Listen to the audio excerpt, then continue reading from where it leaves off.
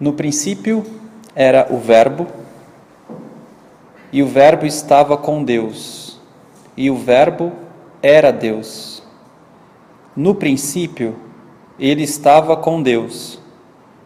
Tudo foi feito por meio dele, e sem ele nada foi feito. O que foi feito nele era a vida, e a vida era a luz dos homens, e a luz brilha nas trevas, mas as trevas não a compreenderam. Que as rosas floresçam em vossa cruz.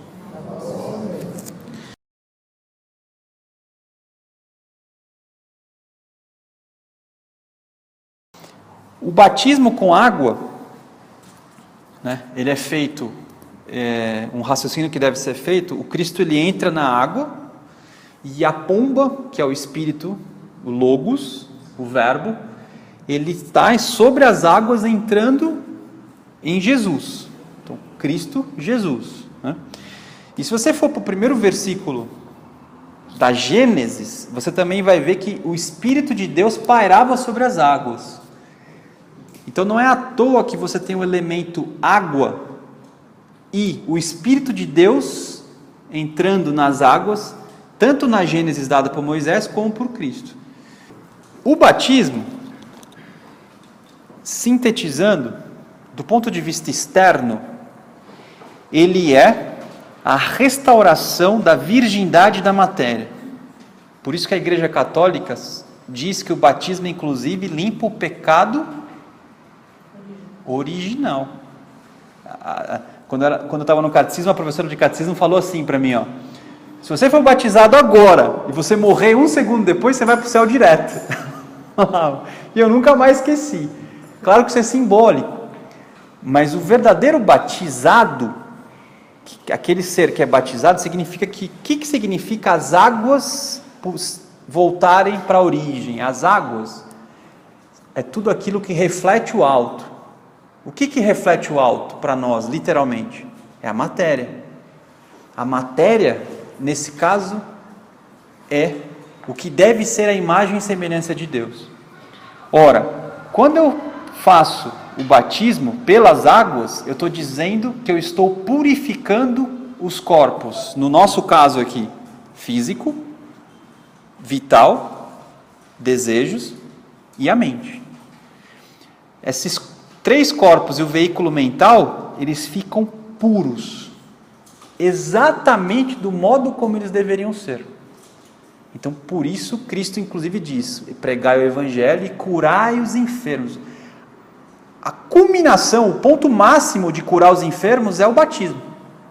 Porque uma pessoa sã é uma pessoa que tem os seus corpos originais. Os judeus chamam esse corpo original de Adão Cadimon. Por isso eles colocam dentro de Adão Cadimon a árvore da vida, ou árvore sefirótica. Então, por isso, não importa a tradição que você vai estudar, todas elas vão chegar no mesmo ponto. Né? Há muitos caminhos que vai a Roma. Roma não é o amor, ao contrário? Há muitos caminhos para você chegar no amor. Né? Então nós estamos aqui buscando isso. E então a primeira parte da recapitulação é então, e a parte do batizado, é justamente a gente entender que devemos voltar a ter os corpos virgens. Né? Por isso que a gente busca um corpo são, uma mente sã e um coração nobre. O batismo é o contra o altidel. Na verdade é um upgrade, né? É mais até, né? Porque qual que é a diferença do... está lá. Qual que é a diferença do batismo? Porque o batismo não é que você volta para a virgindade ingênua, né? Você reinstaura a virgindade com a sabedoria da consciência. Por isso que o número 10 também é muito bem o número que representa esse renascimento. Então você começa um novo ciclo virgem, renascido. Por isso que a iniciação, o termo correto é renascer na mesma vida. Então, o primeiro ponto que eu queria falar é restaurar a pureza, a virgindade, renascer na mesma vida. E Max Heindel finaliza o batismo desse modo aqui, ó. Ritual místico do batismo. É capítulo 2, né, do livro Iniciação Nova Moderna, e ele diz assim, ó: quando dizemos batismo, a palavra batismo, não nos referimos necessariamente ao batismo físico por aspersão ou imersão, onde o candidato faz certas promessas àquele que o batiza. O batismo místico pode ocorrer em qualquer lugar, tanto numa ilha deserta, numa cidade como São Paulo, de noite, de dia, não importa onde, mas o que importa é que o espírito, a essência que está por trás, a vida, o eu sou, é conduzido sob as águas da Atlântida, onde ele conhece as condições primitivas do amor e bondade fraternos, onde percebe Deus como grande Pai e seus filhos, os quais estão envolvidos por seu maravilhoso amor.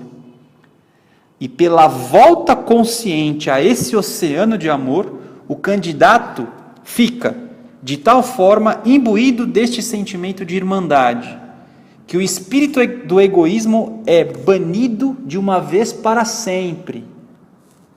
Olha o poder, porque veja, o que é o pecado original? Qual é o pecado capital dos capitais que originou o pecado original? É a vaidade. A vaidade é quando eu afirmo o eu em detrimento do nós. O que o batismo... E o batismo é a primeira iniciação, hein? Não estamos falando das iniciações lá da frente, estamos falando da primeira, né? Quer dizer, eu consegui banir...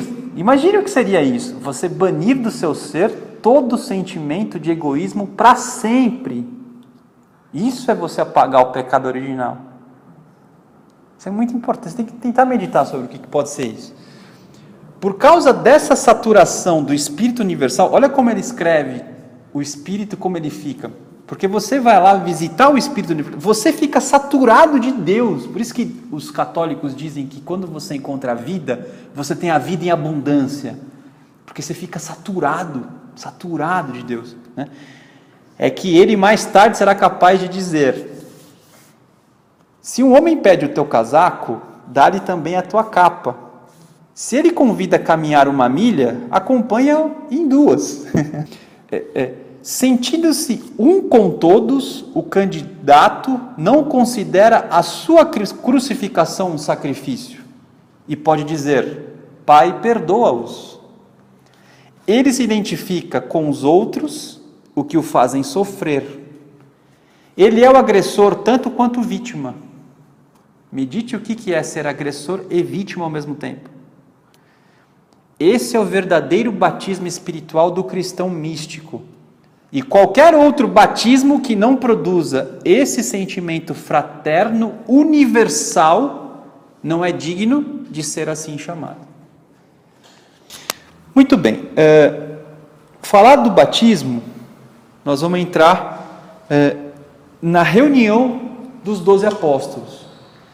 Jesus é batizado por João Batista, aí o próprio João Batista chama André e Filipe e fala: eis o Cordeiro de Deus, segue ele, não tem mais que me seguir. André e Filipe vão lá, conhecem Jesus, Cristo agora, reconhecem o Cristo ali, e vão atrás dos outros 10 apóstolos. Indo até os outros apóstolos, finalmente um deles chama Natanael.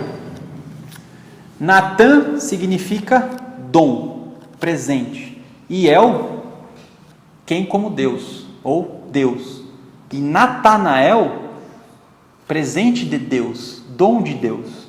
Então vão chamar para ser apóstolo uma pessoa que representa o próprio dom de Deus.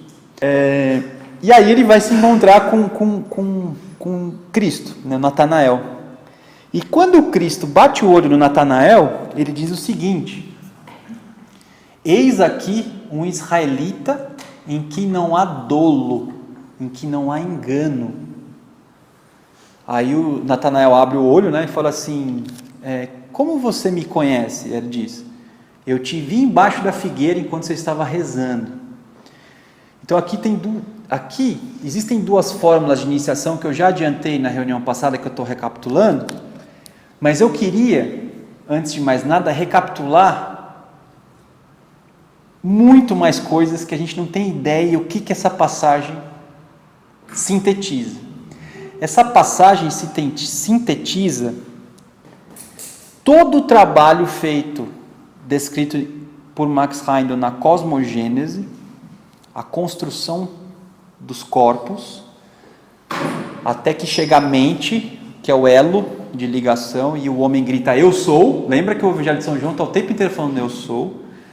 Aí há a divisão dos sexos, Lúcifer aparece, existe a queda do homem, e algumas pessoas foram fortes o suficientes para não obedecer a Lúcifer e preservar a consciência de coletividade pelos espíritos de raça. Outros se casaram com as filhas dos homens e foram filhos da prostituição, perderam a visão espiritual, né? E aí então esses que são o povo escolhidos são obedientes a Deus, né? Têm a memória de toda a raça e são da descendência de Abraão. Os outros que não foram fiéis a essa linhagem de Abraão se tornaram descendentes do próprio Lúcifer, né? O próprio Mefistófeles. Mefistófeles significa Mefis, o que mente, e Toloi, o que corrompe. Mefistófeles é aquele que mente e corrompe. E o que mente e corrompe para você? A visão puramente materialista. Mefistófeles é a força que tem em você, que te faz ver o mundo material desconectado de algo espiritual. E todos nós, grande parte de nós, ou maior parte, ou todo mundo, está enraizado ainda pelo mentiroso e corrupto Mefistófeles. Então esses daqui são os filhos da prostituição. E aí vem Cristo e fala de uma nova informação. Então são 3 informações que eu estou dando para vocês, e agora eu vou mostrar que é sintetizado nessa frase que Cristo fala. Aqui há um israelita em que não há dolo. Arthur, só um minutinho. Tá. Porque na Bíblia grega está escrito assim, eu te vi sentado debaixo da figueira. Isso. João fala... Isso. Na verdade, sentadas, é isso mesmo. O que é sentado? Sentado tem um simbolismo doido lá, muito grande. E a figueira também tem um outro simbolismo, porque a figueira é uma raiz de ponta cabeça. É uma raiz de ponta cabeça. E a figueira, essa figueira aí, que, né, ela não dá fruto, ela só dá flor. Então ela é solar, assim. E o que é que... exatamente, é o corpo vital, né? Quem faz o corpo vital é uma figueira, é a árvore da vida, né? É a árvore da iluminação. O João, diversas vezes ele fala, ele fala assim, ele podia falar que o cara estava de pé, ajoelhado, Isso. Ele fala, Sentado. Sentado lembra cátedra. Você está sobre O sacro. E o sacro. Que é santo. Ele está querendo dizer isso daí, né? E mais, né? O fato de eu estar sentado, uma pessoa em pé, por isso que eu acho errado dar palestra em pé. Porque eu sou doutor, filha. Doutor senta na cátedra. Mas não é por causa disso, não. Você teve uma baixa agora. Não, isso é só para quebrar o gelo. Além de eu estar sentado sobre o sacro, que é santo, né? E tem essa coluna vertical, onde a flor da laringe promove a vida, né? A palavra criadora, o estar sentado você só senta quando você tem a convicção de que você já encontrou. Por isso que o doutor tem a cátedra, ele sabe. O doutor, ele sabe. Por isso ele está sentado. Quem está de pé está buscando ainda. quando eu falo que o palestrante tem que estar de pé, não é porque ele já encontrou, é porque existe uma relação entre a motivação solar e a motivação marciana. A motivação marciana ela é de pé. Quer convencer. Ela é convincente, ela é agitada, ela pergunta, ela questiona. Quem está sentado, ele está no sol já. Então, não é no sentido de que quem vai dar palestra é doutor, embora estar sentado tenha essa representação também. Por isso que Cristo também fala do Sermão da Montanha sentado.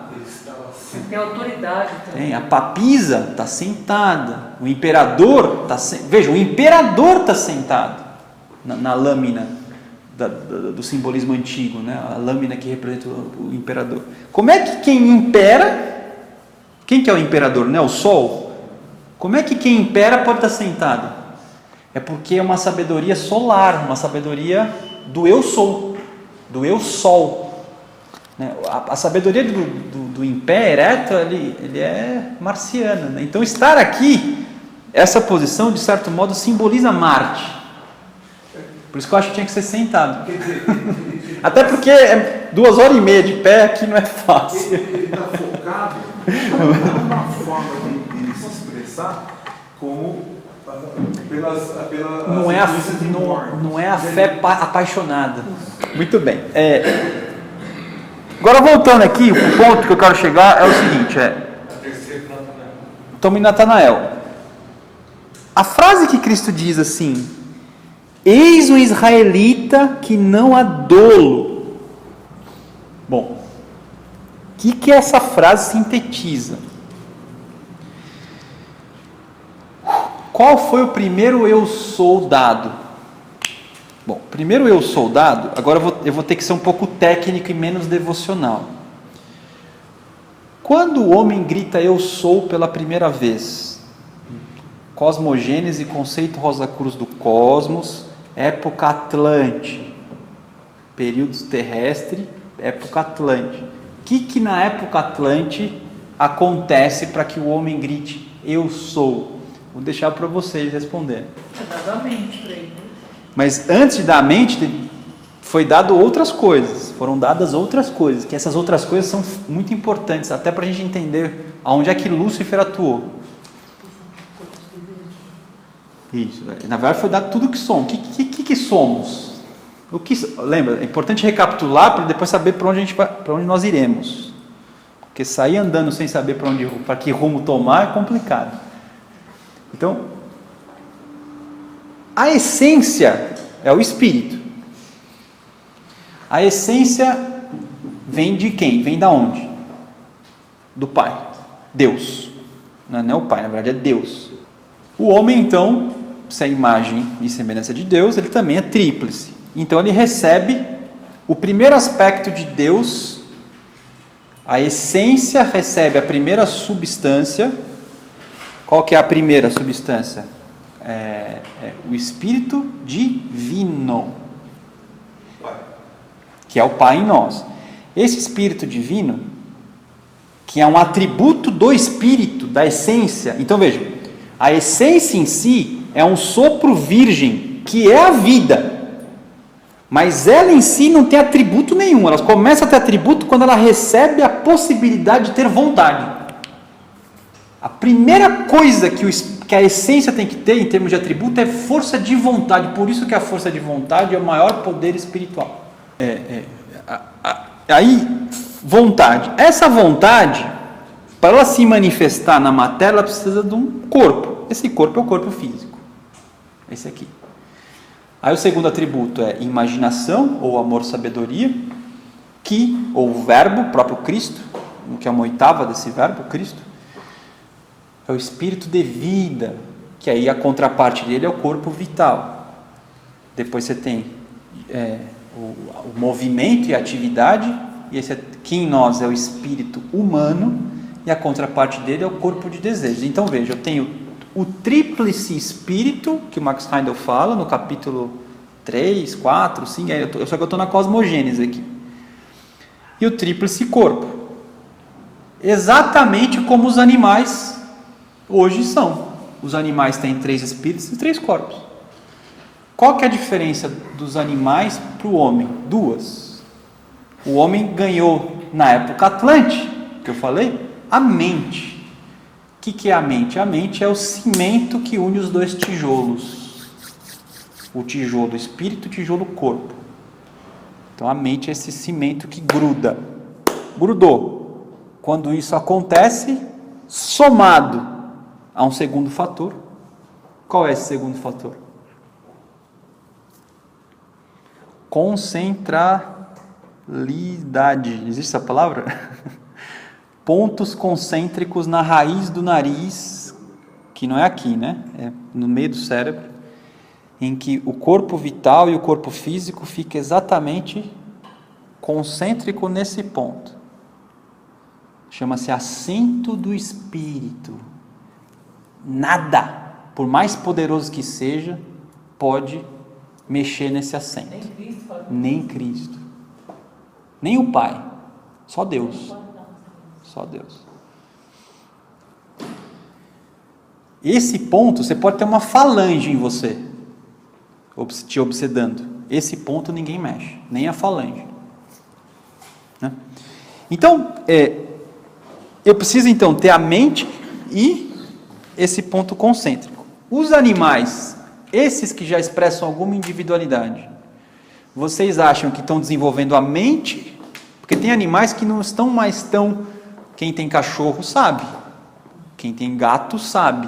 Gato menos, né? Quem tem elefante? Aqui elefante aqui não... Mas o cachorro, você enxerga a personalidade no cachorro, né? Sim, Gato também. Tem também, né? Eu tenho duas, é muito diferente. Uma da outra é verdade.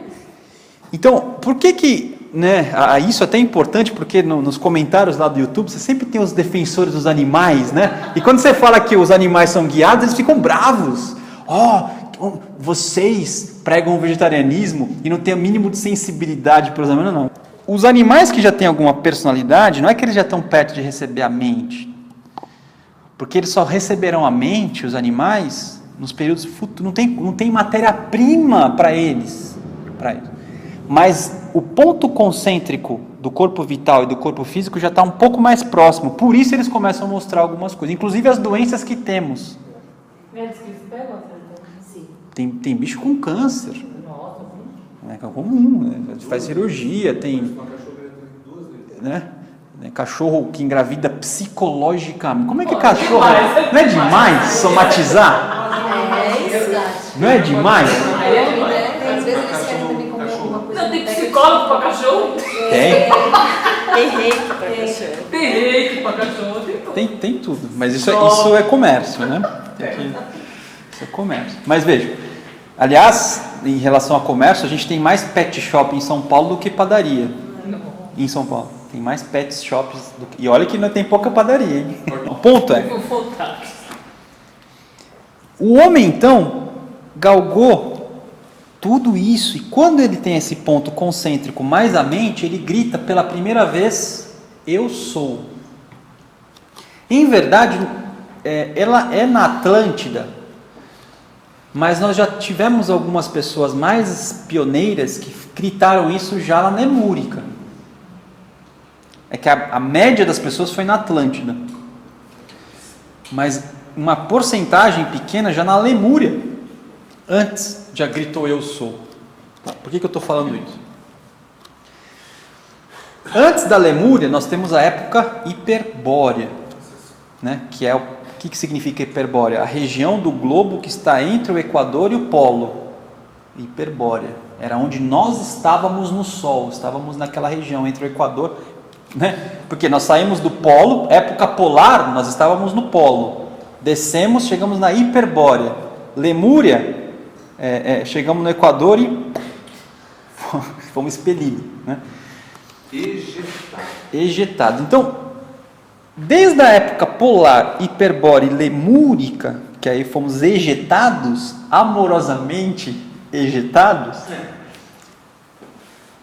o homem era ainda hermafrodita, né? Nós tínhamos os dois polos sexuais direcionados para o órgão sexual, que não era aqui, né? É que eu ponho aqui porque é a referência que temos aqui.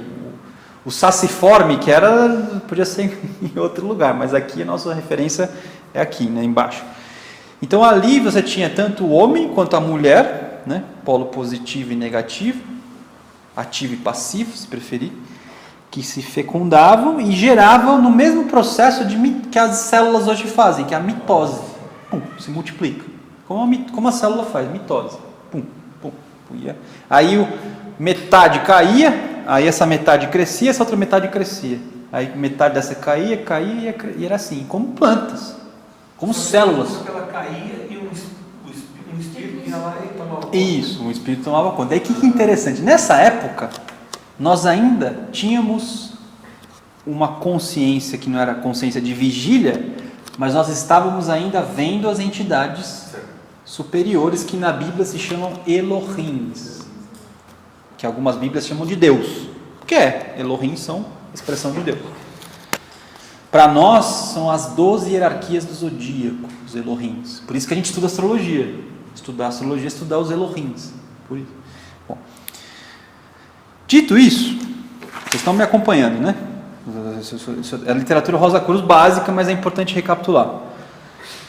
Enquanto o homem estava no Sol e a Terra foi ejetada do Sol, e nós só tínhamos então Terra e Sol e éramos hermafroditas, como que Max Heindel chama os lemurianos? Não, os hiperboreanos e os lemurianos, eles chamam de mago. Diz que o homem podia moldar a carne própria e a carne dos animais. Inclusive, o homem soltava o som da palavra e criava e modificava a forma. Quem tem consciência do mundo do desejo, ou já leu alguma coisa sobre o mundo do desejo, de clarividentes, como por exemplo, Na Terra dos Mortos que Vivem, é um livro que fala sobre a consciência do mundo do desejo, ou um outro livro, Auxiliares Invisíveis. Um cara sai aqui na rua e é atropelado na 23 de março, morre com fratura exposta, tal. O que o auxiliar invisível pega esse cara e fala? O cara tá lá, fratura exposta, tá? Daí o cara vai dizer o seguinte: se você pensar que a sua perna tá boa, perfeita, ela vai ficar boa. Só que o que normalmente as pessoas fazem? Não! E fica lá, esperando o resgate chegar. Aí o resgate chega, leva o corpo e o cara fica... É que o cordão prateado puxa, né? O cara vai junto. Mas fica lá. Agora, se você é uma pessoa... Por que é importante meditar? Por que é importante saber relaxar? Tem gente que faz exercício de retrospecção, manda sangue para o cérebro e não consegue mais dormir. Não sei se vocês já tiveram essa experiência. Faz a retrospecção, aí acorda e vai cozinhar, né?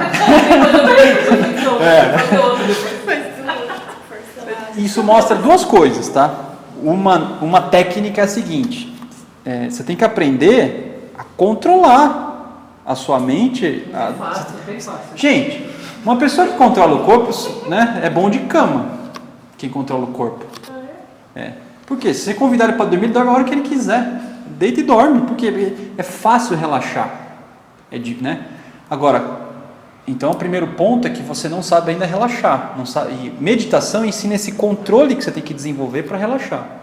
Então um bom momento de você empregar esse controle é se um dia você fizer retrospecção e você ativar muito a cabeça. Só que se isso acontecer, tem esse ponto que eu estou falando de não controle, mas tem um outro ponto. Algum aspecto ali que você revisou, você está com um apego emocional muito forte. E por mais que você se arrependeu ou não, o afeto ficou. E aquilo então te deixa preso no corpo. Em outras palavras, quando eu estou preso no corpo, é o mesmo que materialismo. Aquilo habita em você, e não mais você que habita aquilo. Então isso é dica, tá? Dica. Vai dormir com essa também, né? E vai atrás. Bom, agora... A pessoa que pratica meditação, controla o pensamento, se o auxiliar invisível chegar para ela e falar assim: velho, muda seu estado mental para um estado de saúde. O cara levanta na hora. Por que eu estou falando isso? Porque essa fluidez do corpo de desejos, os lemurianos, os hiperboreanos tinham. Por isso que o Max Heindel diz que o homem era um mago que modelava a carne. O homem podia tomar a forma que ele quisesse na Lemúria e era matéria. Só que pensa, que matéria era a matéria da hiperbórea e a matéria da... Embora seja química, uma química mais sutil, quase de desejo, né? E por aí vai.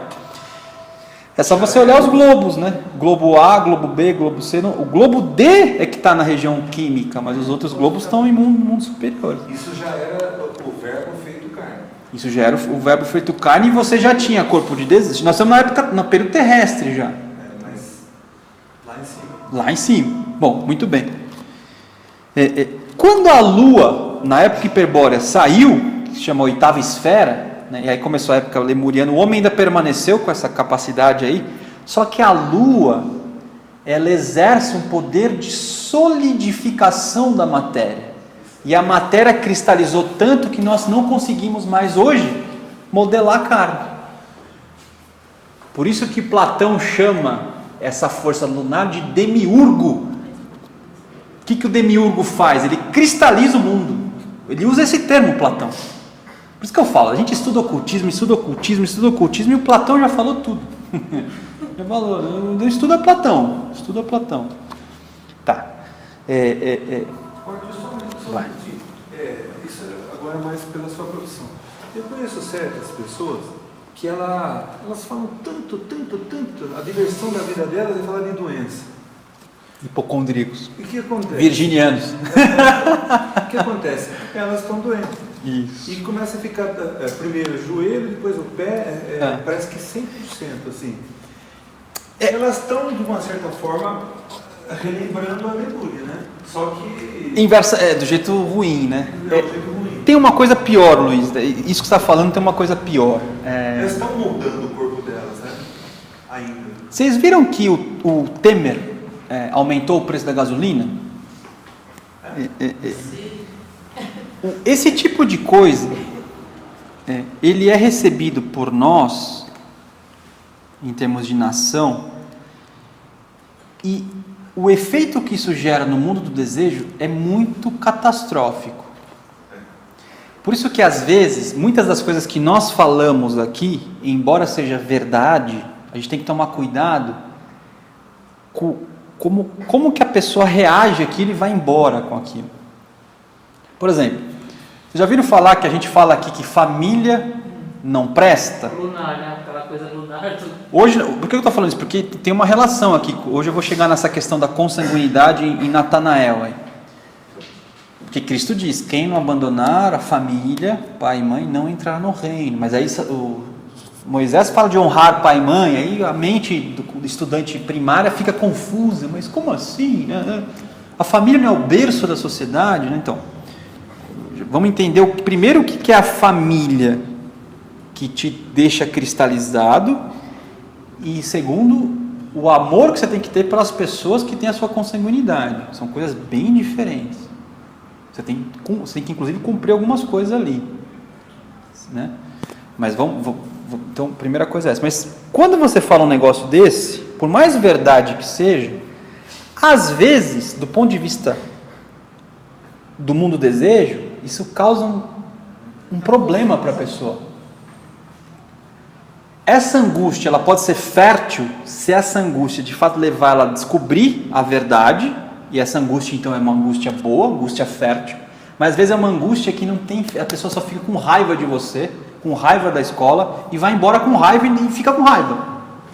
Então, mas veja, é uma verdade. Como é que uma coisa que é verdade pode gerar tanto problema? Né? Você tem que tomar um pouco de cuidado. Outro exemplo que eu falei quando você fala que Deus é onipresente, onisciente e onipotente, vocês não têm ideia o que isso gera no mundo do desejo. Sabe o que isso gera no mundo do desejo? Gera pessoas aniquilando as outras em nome de Deus. Vocês já viram, por exemplo, eu dou sempre esse exemplo aqui, o evangélico que ficou esperando o pai de santo sair do centro espírita para apedrejar? Esse tipo de coisa acontece quando você fala a verdade, que Deus é onipresente, onipotente e onisciente. E além do mais, para quem é cético e materialista, ele fala assim, se Deus é onipresente, onipotente, por que existe desigualdade no mundo? Então você inclusive ainda gera um outro sentimento, que é um sentimento de ridículo, e a religião fica sempre ridícula. Mas eu não estou falando que é uma verdade. Agora, quando eu chego e falo assim, ó,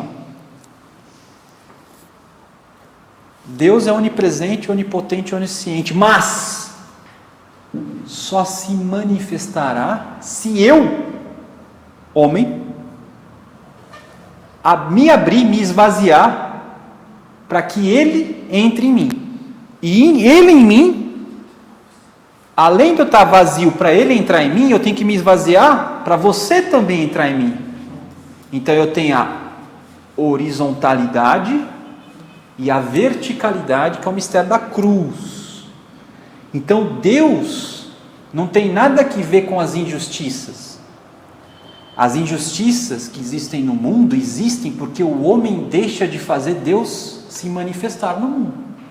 E Deus, o que está escrito em São Paulo? A criação está ansiosa, esperando pela revelação dos filhos de Deus. Não está escrito isso?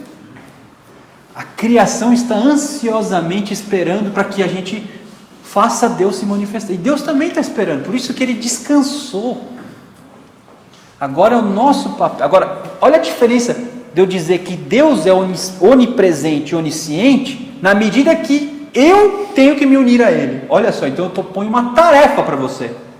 Agora, quando eu falo assim, ó, Deus é onipotente e onisciente, acabou. Então o problema não é meu. O problema é Deus que permite essas coisas. Aí eu vou pensar na lei de causa e efeito. Eu vou pensar nessas explicações todas que explicam, mas no fundo não explica, né? Você sabe por que você fala lei de causa e efeito? Que tem lá no conceito e tal, né? Agora, vocês já estão no nível muitos aqui já estão no nível de estudante que eu posso falar algumas coisas. É para enganar trouxa. Não estou falando que não existe a lei de causa e efeito. Mas mesmo com a lei de causa e efeito, se Deus se manifestar, o amor supera a lei, na hora. Na hora. É a doutrina do perdão dos pecados. Foi inaugurada por Cristo. Então não precisa ficar esperando a lei de causa e efeito para explicar. A explicação para o cristão é simples. Não é a lei de causa e efeito, é porque você não deixa Deus se manifestar na sua vida e na relação com os outros. A culpa é sua, não é de Deus. Então, quando eu digo isso, eu chamo você na chincha. Eu chamo você para agir. É diferente de quando... Então, veja, por que eu estou falando tudo isso? Porque tem algumas coisas pedagógicas que dão o efeito contrário no mundo do desejo. Quando o homem grita, eu sou, pela primeira vez, ele já era macho fêmea, sincronizou a mente e ele já tinha, desde o período lunar, ele já tinha os 3 veículos superiores e os 3 inferiores, tríplice espírito, tríplice corpo. Aí ele recapitula, época polar, época hiperbórea, época lemúrica, faz a recapitulação, né? E aí quando começa o trabalho original do período, que é a 4ª revolução terrestre, que inclusive nós estamos, nesse momento, na metade dela, um pouquinho para frente, só um pouquinho, é dada a mente. E junto com a mente que faz essa conexão, você tem um ponto de concêntrico entre os corpos. Nesse momento... Faz tudo isso. Pum. E aí o homem mas não é abre o olho para fora, porque abrir o olho para fora foi na queda dado por Lúcifer. Ali ele abre o olho para dentro, ele ganha consciência de vigília para dentro. Como que a Bíblia chama essa consciência para dentro? Jardim do Éden. A consciência para dentro é o Jardim do Éden. Estava lá Adão, estava lá Eva, estava lá as árvores, e tinha uma árvore que não podia comer, a árvore do centro do jardim, né? Essa não podia comer, que é a árvore do conhecimento, mas eu já vou chegar lá. Antes da árvore do conhecimento, existia uma planta original. Eu adoro o nome planta. Quando você vai no arquiteto, o arquiteto não faz uma planta, né? O homem Deus fez uma planta original, plano original. como é que era, onde o homem chegaria pela planta original? É importante vocês saberem, pensarem nisso e meditar sobre isso. O Max Heindel dá a dica, ó.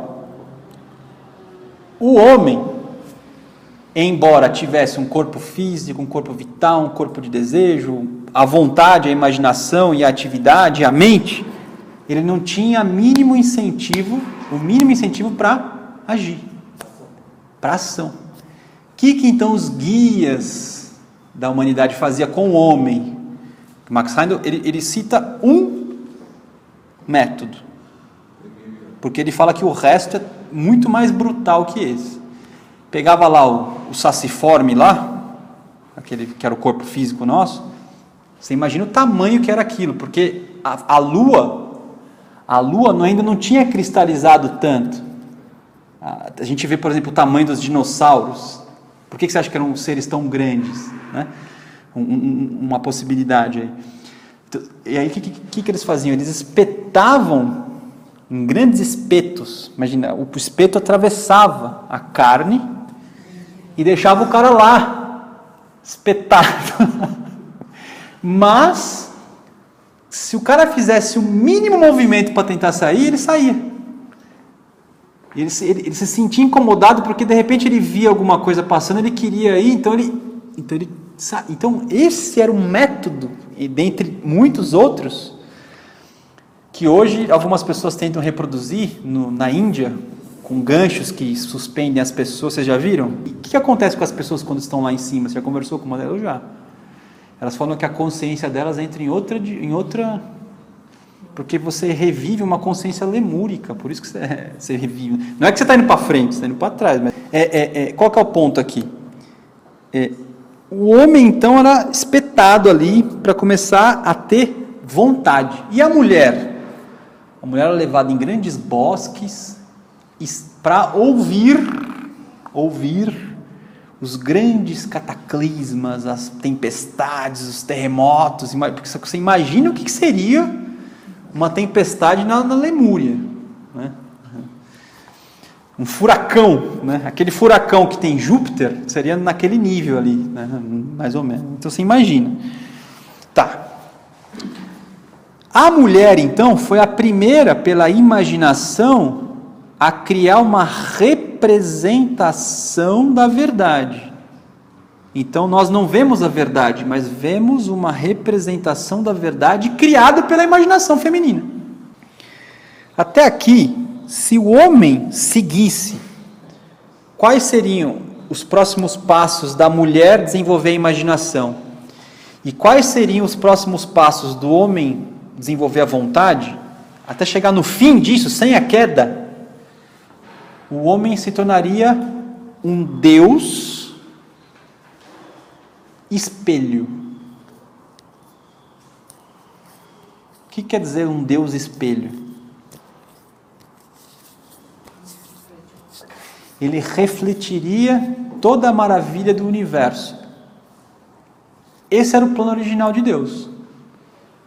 O homem aprenderia a imaginar e aprenderia a ter vontade, mas seria um simples reflexo da divindade.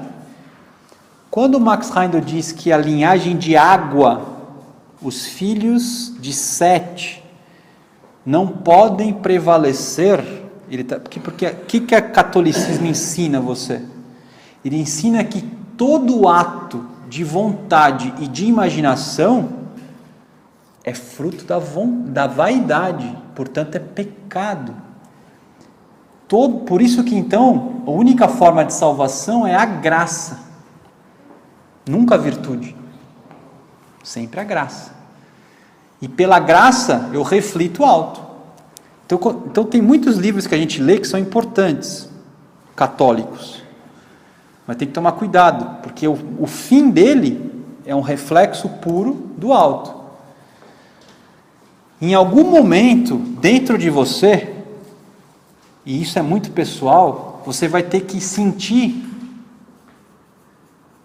no silêncio do seu ser profundo, livre da subjetividade, livre, nós não estamos falando de subjetividade aqui, de dúvidas, nós estamos falando de um contato íntimo que você tem com você mesmo, com o seu verdadeiro eu, lá dentro.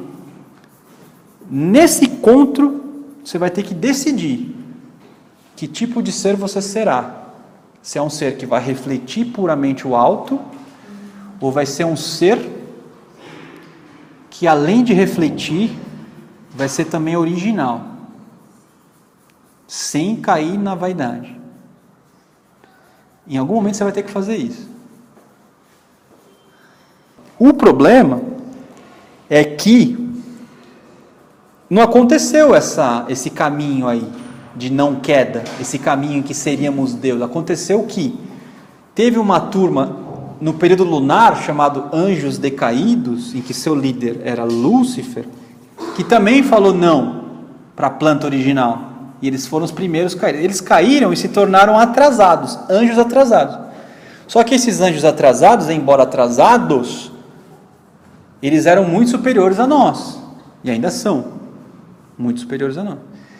E eles viram em nós uma oportunidade de crescer. Assim como nós temos uma oportunidade de crescer quando nos relacionamos com os animais. Sabia que a gente evolui quando se relaciona com os animais? Só que em vez de a gente se relacionar com os animais, a gente come eles, né? Devia se relacionar com os animais. Os anjos lucíferos vieram se relacionar conosco. E o que eles nos ensinaram? Eles nos ensinaram a comer a árvore do conhecimento. E aí, o que ele mostrou para Eva? Ele falou assim, ó, se você comer da árvore do conhecimento, Deus te falou que você vai morrer. Mas você não morre. Você não vai morrer. Você, inclusive, será como Deus. E aí, a Eva fala assim, como? Agora, por que funcionou? Por dois motivos. O primeiro motivo é que quando Lúcifer atuou, a mulher, lembra que ela ficava imaginando? Ela já tinha criado um pouco da representação do mundo externo. Nebuloso, mas já tinha. Essa representação do mundo externo fez ela enxergar o corpo físico das coisas.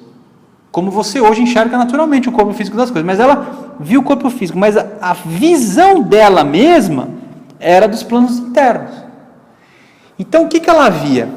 Se ela estivesse vendo a Margot aqui, ela via a Margot e via o corpo vital da Margot. Só que lembra, o corpo vital ainda não estava totalmente concêntrico, estava meio fora assim, ó. E ela olhava assim e falava assim,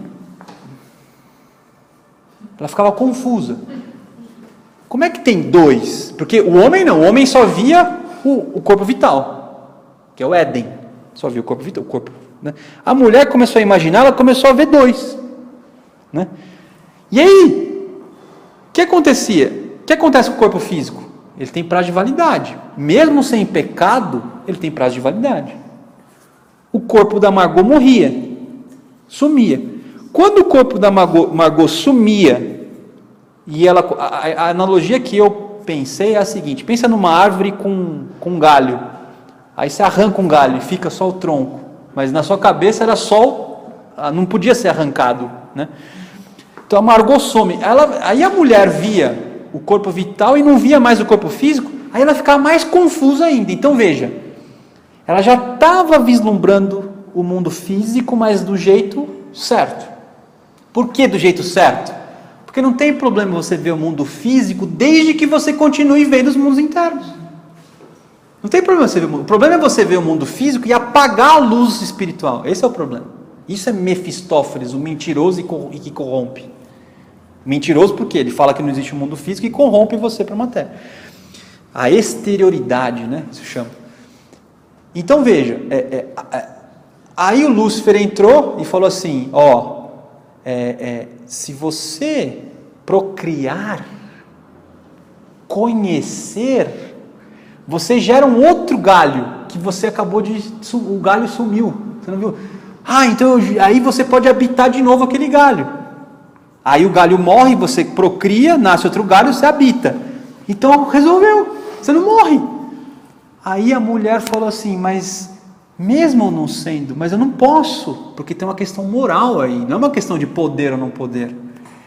Mas como ela duvidou, e a dúvida é o antídoto da convicção e da fé, por isso a ciência que conhece duvida, faz pergunta, e o homem de fé não duvida, ele crê, né? Ela duvidou, e aí, quando ela duvidou, ela caiu, precipitou. E o que significa precipitar? Que o corpo de desejos dela, então, respondeu ao impulso sexual, ao entusiasmo, às paixões e a tudo aquilo que implica em ser por mim mesmo. Né? Hoje em dia, quando você tem entusiasmo, vamos estudar, vamos fazer, vamos trabalhar, isso é Lúcifer. Que Lúcifer te deu.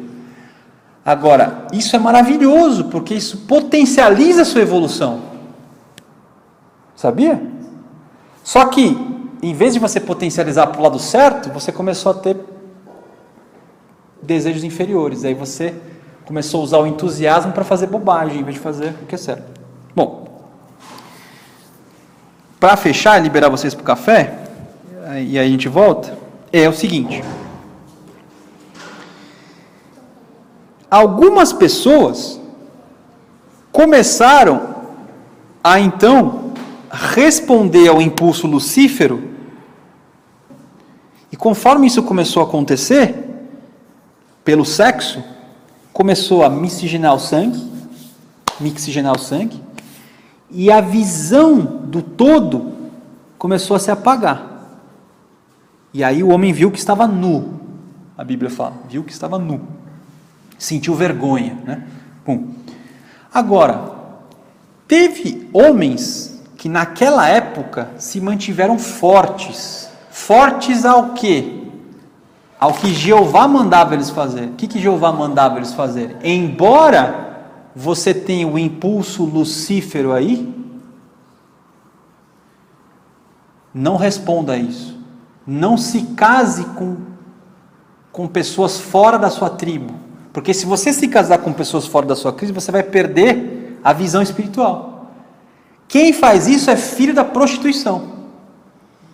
Isso significa na Bíblia, os filhos de Deus se casaram com os filhos dos homens. E aí, se eu me casar com a exterioridade, eu afirmo o meu eu inferior. Se eu mantiver a visão espiritual, pela casta, e isso é importante. O que significa casta? É raça, mas casta também vem casto. Então é um ato sexual puro e não mixigenado. Não mixigenar o sangue. Então na mesma raça e ao mesmo tempo um ato puro. Se eu fizer isso, eu mantenho a visão espiritual. Aí... Então, não, mas aí que tá. Aí eu vou liberar vocês para o café. Por que eu estou contando toda essa história? Fazendo um paralelo com o capítulo 8, Jesus Cristo se encontrando com Natanael, e o capítulo 8. Quando Cristo vê Natanael, ele diz assim, eis aqui um israelita, ou um semita, se preferirem, em que não há dolo, não há engano, não há mentira. Por quê? Porque ele ali vinha da linhagem desses seres fortes que não responderam a Lúcifer, que se mantiveram lá obedientes a Jeová, casando em casta, e eram clarividentes. Mas tinha o sangue, por isso, o que significa israelita? Que no sangue dele corre o sangue de uma raça inteira, por isso que o nome é israelita. Então ele falou assim, Natanael, é nós, velho. Não fez isso, ele falou ele falou assim, eis um Israel, ele muda o nome de Natanael para o nome da raça. Olha que importância. Tá, agora no capítulo 8, o Cristo diz assim, lá na frente, eu sou o caminho, eu sou a luz do mundo, quem me segue não morrerá, terá vida eterna. Aí os caras levantam a mão e falam assim, mas você está falando em nome de quem isso? Sabe o que essa pergunta quer dizer? Você está falando em nome da descendência de Abraão, do eu sou, que não tem mixigenação, o eu coletivo, ou você está falando em nome dos filhos de Lúcifer, que pegaram a paixão e afirmaram eu sou pessoal? Então não é uma pergunta qualquer essa, é uma pergunta cirúrgica. Mas espera aí, porque veja, na história a gente aprendeu que Algumas pessoas se mantiveram fortes e outras responderam a Lúcifer. Tem os caras que respondem a Jeová, você está falando em nome de qual dos dois? Aí ele vira e fala assim, de nenhum nem de outro. Antes de Abraão eu sou. Só que eles não entendiam isso. Por que eles não entendiam? Eles não entendiam, mas Natanael, depois que ele falou, disse assim, ó, você é o Filho de Deus vivo, o Cristo. E por que os caras lá no capítulo 8 falaram que não? Sabe por quê? Vou falar uma coisa muito séria para vocês, que acontece hoje diferente. Esses caras se intitulavam filhos de Abraão, mas eram filhos de Lúcifer. Tanto que o Cristo fala assim, se vocês fossem filhos de Abraão, vocês me reconheceriam. E até na reunião passada eu brinquei, vocês não são filhos de Abraão, vocês são filhos do cão, né? Que na verdade o que o Cristo fala? O Cristo fala assim, ó, vocês são filhos do diabo, está lá no capítulo 8, Bíblia de Jerusalém, está ali, ó, Bíblia de Jerusalém, tá? Vocês são filhos do... O que ele está querendo dizer? Vocês acham que não mixigenaram o sangue e são castos, mas na verdade vocês fazem o que vocês querem, vocês afirmam o eu inferior, tanto é verdade que vocês não me reconhecem, porque se vocês fossem filhos de Abraão, vocês me reconheceriam. O único israelita puro, onde não há engano, onde não há Mefistófeles, o que corrompe e o mentiroso, é Natanael, o dom de Deus. Natanael. Lá no capítulo 8 ele encontrou a corrupção. E aí os caras falam assim, nós não somos filhos da prostituição, nós somos da linhagem de Abraão. Ele fala, não, vocês são filhos do diabo. Imagine, cara. Ele pega e fala. Então, agora, veja. Café de verdade. Eis um israelita que cumpriu tudo o que Jeová falou para cumprir. Eis um israelita que alcançou a realização máxima de toda a antiga dispensação. Pum! E eis aqui no capítulo 8, a massa das pessoas que cumprem toda a ilusão lucífera, se quiserem falar, né? Maia é ilusão, né? No Oriente fala Maia. Aqui, ó, tá aqui, ó. E o que o Cristo chega e fala? As boas novas, o Evangelho. Ele diz assim, ó, agora você tem que sair dessa massificação mixigenada sem cair nas amarras de Lúcifer. E para você fazer isso, você tem que achar o eu sou verdadeiro. Então, só para a gente retomar, então nós paramos na consciência do homem realizado, pleno, do Antigo Testamento em Natanael. Madureira nos lembrou que quem apresentou o Natanael para Cristo foi Filipe, né? E Filipe é o domador de cavalos, né?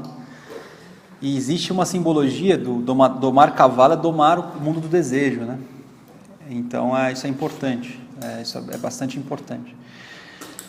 Então, mas veja, o que vocês têm que pensar que o ser humano que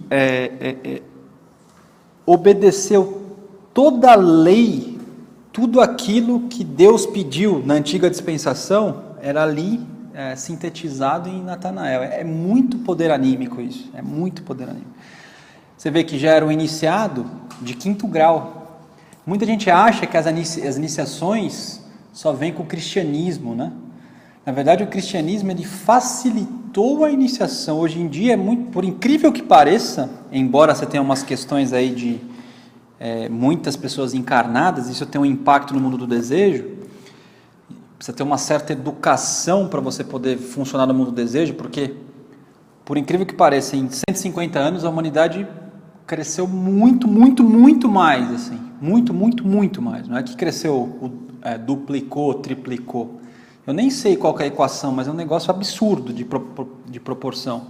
O importante é você saber que foi exponencial. Foi exponencial. Em 150 anos, a gente sabe que isso tem a ver com o término da era de peixes e início da era de aquário. Então, assim, todo mundo está encarnando. Eles voltaram a ser pelo menos uma oportunidade antes da era de aquário. Antes da aquário. Exatamente. E isso no mundo do desejo é muito complicado porque implica uma super educação para para você se movimentar lá. Não é uma coisa como há 200 anos atrás, que você tinha menos pessoas, então o movimento do mundo do desejo era mais tranquilo, né?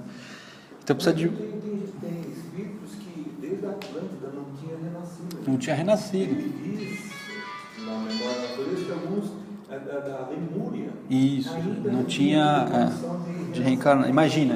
Imagina, né? Tem que reencarnar. E reencarna, né? Sim. Tem espaço para todo mundo. E aí, assim, feito isso, essa consciência, o Cristo no capítulo 8 fala da consciência do homem que acha que é espiritualizado, mas é Lucífero, e depois o Cristo fala do eu sou verdadeiro, que antes de Abraão, e antes inclusive de tudo, eu sou, né? Arthur, esse Abraão não é o Abraão, o pai da raça, é que... É uma série de pessoas, existe um paradoxo na individualidade da raça de Abraão. Justamente, o Abraão significa tudo isso, raça, tudo isso. Na verdade, assim como a palavra, quando a gente usa aqui católico, significa toda a linhagem de água, então são todas as religiões autênticas, não é só a instituição. Quando fala Abraão, nós estamos falando de tudo aquilo que foi fiel a Deus. E nós estamos ainda fazendo um recorte do povo judeu, embora o Cristo seja a luz do mundo. Agora, Paulo, que foi o apóstolo dos gentios, ele foi na Grécia e encontrou uma galera lá que também estava num nível parecido com Natanael. E por aí vai, embora o próprio Paulo estava nesse nível. Também justifica Cristo ser um arcanjo. Tá, isso, exatamente. O fato dele ser um arcanjo é um eu sou, muito além dos próprios anjos, né? Uma consciência Porque ele é o mais iniciado, o maior iniciado dos arcanjos. dos arcanjos, mas ele é a expressão do Filho. Porque ele conseguiu a união com Deus, né? Ele conseguiu a união. Tanto que um corpo superior dele está no mundo de Deus, né? Tanto é que onde o Cristo é o dia a dia dele, não é mais nem onde os arcanjos ficam. Muito. É semelhante aos senhores da individualidade. Olha o termo. Quem são os senhores da individualidade, onde ele vem falar que é o eu sou? Os senhores de Libra.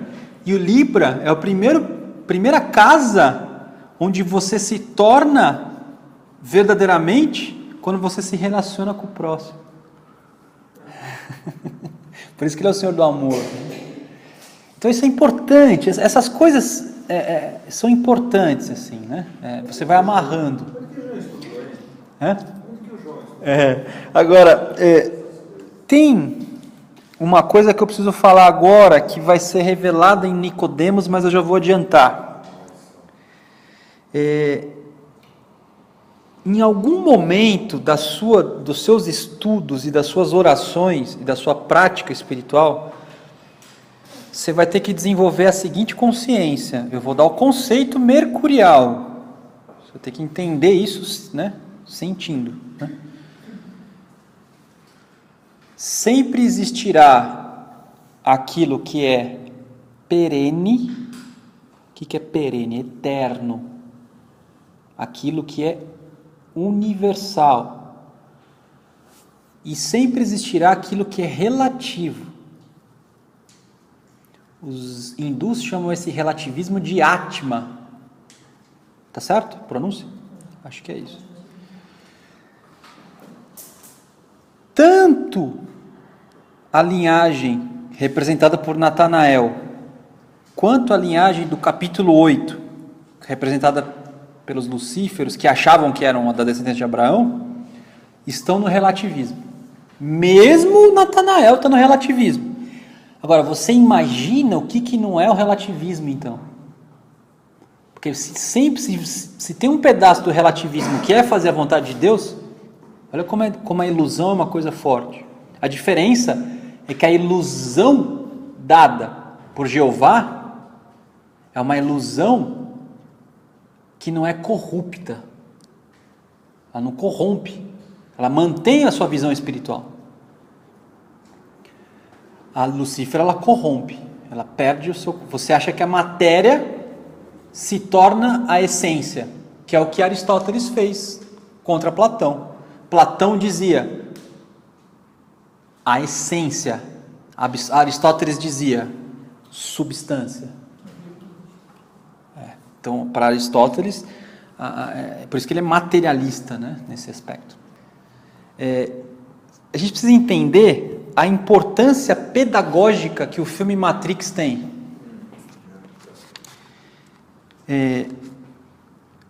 Por que você... todo mundo aqui já assistiu? Se não assistiu, né, vai atrás. É um filme que... ele foi vendido muito como um filme de luta, tal, não sei o quê, mas ele é um filme... ele tem uma importância pedagógica da minha geração, assim, porque o Odisseia no Espaço, 2001, é um filme maior, tal, mas eu era muito pequeno, assim, né? Eu era muito pequeno, eu não peguei. Desculpem, né? Mas eu não peguei. Da minha geração, Matrix, né? Que eu tinha lá meus... Matrix saiu em 97, 98. Então, a minha geração Matrix, para mim, foi o maior filme, né? Mas, enfim, o que eu estou querendo dizer com isso? O ponto é, o que são as máquinas que escravizam o homem, mas dão ao homem uma ilusão de que eles estão vivos, que é a Matrix? É Lúcifer? Não é Lúcifer. É muito pior. Quem que produziu a máquina? O homem. É o filho do homem invertido. É muito pior, porque o Lúcifer ainda faz parte de uma hierarquia divina. São as hierarquias da esquerda. Autêntico. Agora existe que não é hierarquia, é egregório. Que aquele arquiteto, no 2, representa o Deus produto do homem. Ele fala, pô, peraí, para eu deixar vocês hipnotizados, eu tive que pensar na psique. Ele chama a psique, que é oráculo. Como que nós vamos anestesiar esse povo aí, né? Você tem que pensar. Por que eu estou falando que esse filme é importante? Hoje nós ficamos anestesiados, hipnotizados, nem pelas paixões lucíferas, é uma coisa muito pior, que em termos bíblicos se chama forças demoníacas. São os próprios demônios que nós mesmos criamos, que foi visitar Jesus no deserto, Cristo no deserto, e deu as chaves: poder da matéria, poder da alma e poder do espírito, né? Pedra em pão, matéria, em cima do templo, alma, né? E morro, domine as nações todas, se você prostrar, espírito, alma e corpo, está tudo ali. Então existe, além de tudo, entidades criadas por nós mesmos, que nos... Por isso que o Neo vai desplugando, plum, plum, plum, plum, plum, e você se torna uma bateria que alimenta esse sistema todo. Então nós temos hoje um problema ainda, embora você tenha o Cristo, que possibilita também você se libertar de tudo isso. Então você tem as forças lucíferas, 1. Você tem os resquícios da raça, 2. E hoje você tem um agravante, que é esse filho do homem invertido, que você consome, chama materialismo. Começou com a modernidade isso. Porque veja, se você pensar num ser humano do século XVII para trás, não existia essa possibilidade de você não pensar em Deus. Não existia. Não tinha ateu. Se tivesse, era um ou outro. Não existia o ser humano poder pensar e chegar onde ele quiser, desenvolver o que ele... Não, por quê? Porque se não fosse o clero, as religiões, era o rei. Então, ou ele tinha que fazer pelo reinado, ou ele tinha que fazer por Deus. Não tinha. Agora, quando o homem matou Deus, acabou com a monarquia, por um lado é um super avanço, porque você tem que emancipar, mas por outro você começa a criar filhos do homem, mas não o filho do homem natural, o filho do homem degenerado. Sabe quem que estuda esses mecanismos? Um filósofo francês, que no Brasil faz sucesso, porque inclusive veio muitas vezes para o Foucault. O Foucault, ele fala... Se você estudar a filosofia dele, ele fala que existem forças que estão aí que dominam todo o processo. Não é que tem uma pessoa por detrás. Mas muito bem, feito isso, então, o Cristo reconhece que em Natanael existe alguém ali pleno, e aí ele fala que viu ele sentado embaixo da figueira. Sentado embaixo da figueira significa que Natanael já tinha a quinta iniciação, porque quem estava sentado embaixo da figueira já tinha todos os frutos da raça inteira. Por que quinta? Na antiga dispensação, a quinta iniciação era o acesso pleno da memória, desde Abraão até hoje. E o acesso pleno significa, inclusive, usá-la. E a rica é a figueira. É a figueira, porque é a árvore, né? Abraão é a semente da raça, né? Que nasce. Então ele está embaixo da figueira, nesse caso. A figueira é muito mais do que isso, mas nesse caso específico é que ele está mostrando uma consciência espiritual, nesse caso a consciência espiritual da antiga dispensação. Agora só uma dúvida, uma questão, muita gente fala assim, mas se Cristo é a luz do mundo, por que ele veio na raça judia? Vocês sabem responder isso? Se alguém perguntar para vocês? Por que ele não veio na Grécia? Por que ele não veio na Índia? Porque ele... Precisava mais, estava mais cristalizado. Exatamente, porque Mais carente. porque muita gente fala assim, o cristianismo é um movimento interno do judaísmo, assim como o budismo é um movimento interno do hinduísmo. Historicamente é verdade, é assim mesmo, mas espiritualmente o cristianismo é um movimento interno de tudo, só que ele aparece no corpo de judeu, porque era o ponto mais cristalizado da terra, a Jerusalém. E é engraçado porque Jerusalém, ao mesmo tempo que é um dos pontos mais cristalizados da terra, é um dos chakras, um dos pontos energéticos da terra, assim como a Califórnia também é. Está sendo criada a Nova Jerusalém. É lá mesmo, é lá. O Transai diz que era iminente uma saída de uma segunda lua de lá. Ia sair de lá, a segunda lua ia sair da Palestina. Cristalizado é que não tinha mais nada disponível praticamente no corpo de desejo da terra para poder ajudar eles, né? E então estava iminente a saída de uma segunda lua. O seu Max Heine diz picadinho assim, Sim. que Ele dá as dicas, né? lá estava para sair e descolar uma segunda lua. Meu Deus. Agora, Jesus, ele nasce na Galileia. Isso, Significa que lá o povo é outra cabeça. era outra cabeça. É outra vibração, Era Constituição, oração pura. Então, o cristianismo tem a base pura. E foi criado pelos essênios, né?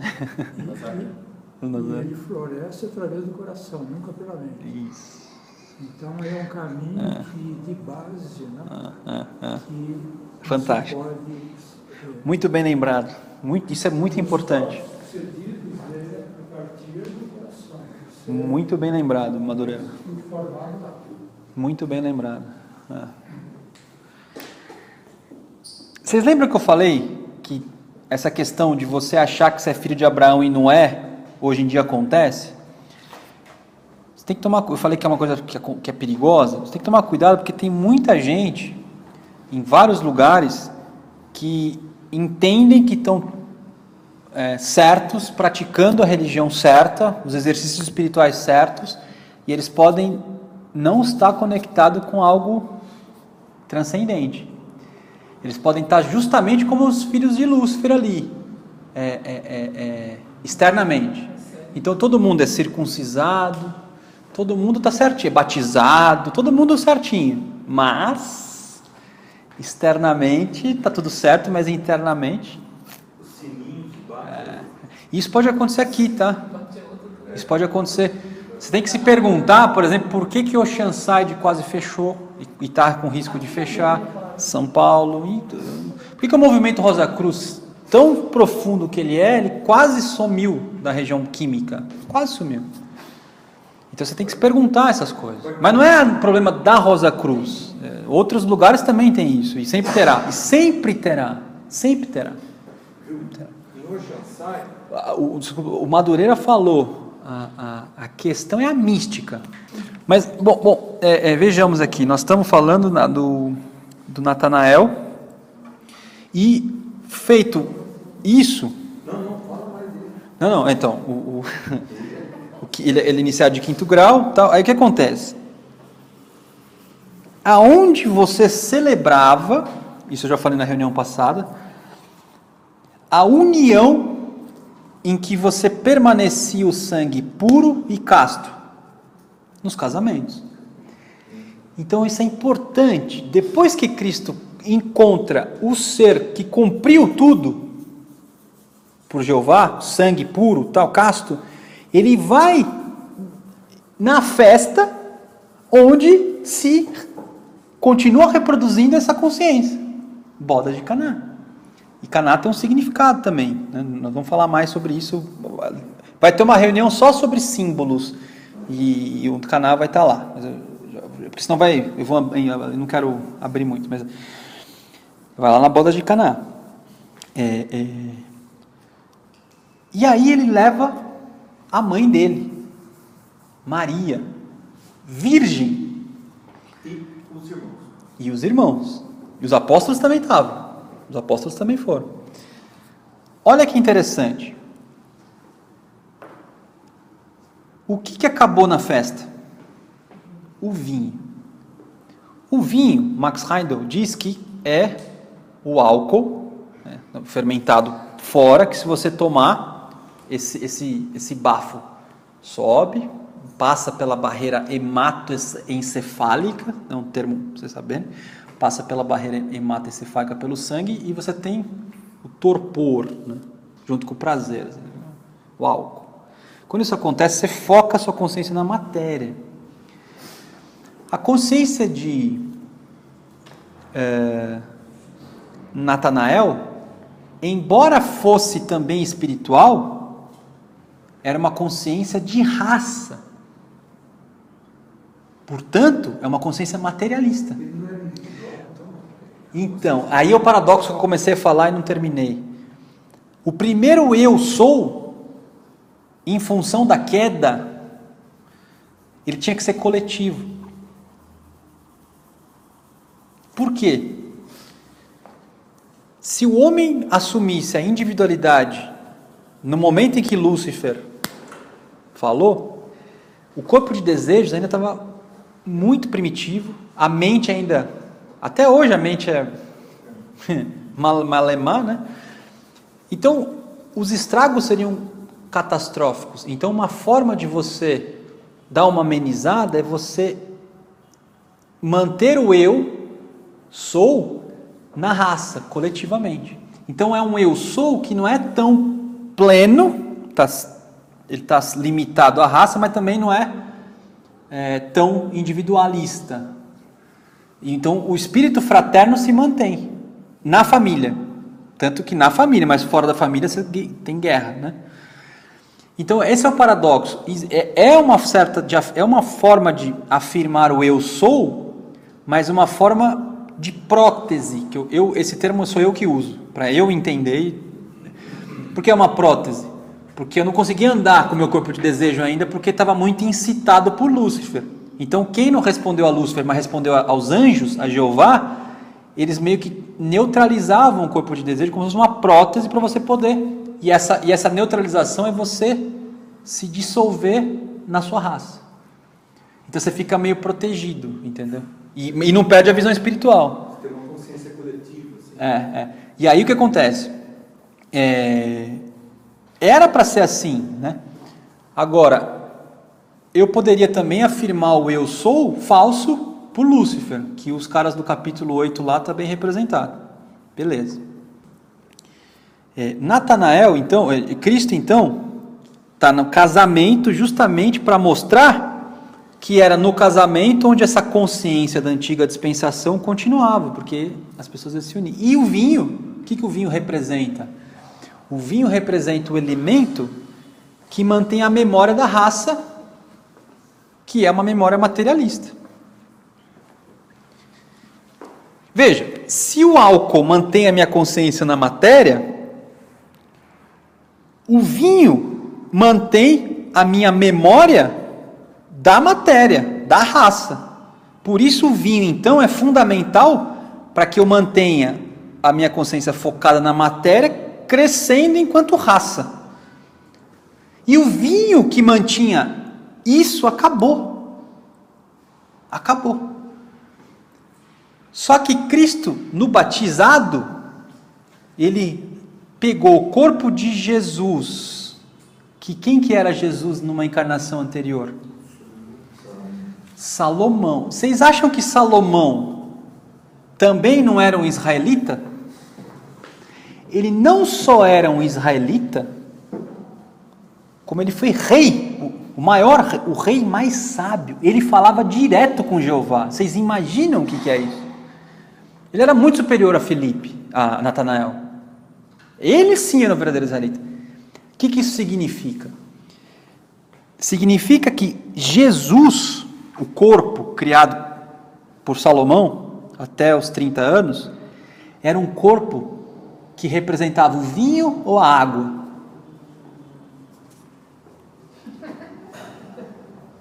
Veja, o israelita é uma raça da matéria. Qual elemento representa a memória da matéria? A água, que é natural, que existe antes do vinho, inclusive, ou o vinho. Então, todo israelita, todo ser de raça, é sintetizado no elemento vinho, porque é o elemento que te mantém focado na memória material da raça. Quando Jesus é batizado por João Batista, ele pega esse vinho, que era do Salomão, e reinstaura a água, a virgindade. A água é o líquido virgem. O vinho é o produto da raça, do homem. Né? Quanto mais eu mantivesse o vinho, mais eu foco na matéria, na raça. Reinstaurar a virgindade é pegar a água que tem no vinho e transmutar de volta para o jeito que ela era antes, do eu sou, que é antes de Abraão, antes da raça. Então, agora olha que interessante, mas então Jesus não tinha que ter pego o vinho e transformado em água? Por que ele pegou a água e transformou em vinho? Ele fez isso porque ele não vem negar a lei. Ele vem dar cumprimento para a lei. Então, e agora, olha que interessante, né? Isso aconteceu no terceiro dia. Ninguém percebe isso. O escritor do Evangelho fala assim: no terceiro dia, Cristo estava nas bodas de Canaã. O que é o 3? Aí volta para Pitágoras. O que é o 3? Vocês sabem, não precisa estudar Pitágoras, a filosofia Rosa Cruz mostra. Pai, Filho, Espírito Santo. O 3 é o elemento fecundador, que só existe em função da vontade e da imaginação. Quando a vontade se une à imaginação, ele cria a fecundação. Então, no terceiro dia, significa que o Logos já está operando, fecundando o mundo. O verbo já está operando o mundo. E a importância de ser Maria é porque nele a mulher já tinha deixado de ser vinho e voltou a ser água. E a Maria já era água. E é importante a mulher virgem dizer para ele: acabou o vinho. Porque, em outras palavras, ela também está perguntando assim: e agora? Você vai inaugurar a nova dispensação da virgindade e todo mundo agora vai ter que tomar água? Ou é para manter tudo que Jeová falou? O que ele responde? Mulher, ainda não é minha hora. Isso vai ser só lá na frente, a hora que eu rasgar o véu do templo. E tanto não é a hora que ele transforma a água em vinho. Não é demais? É demais, né?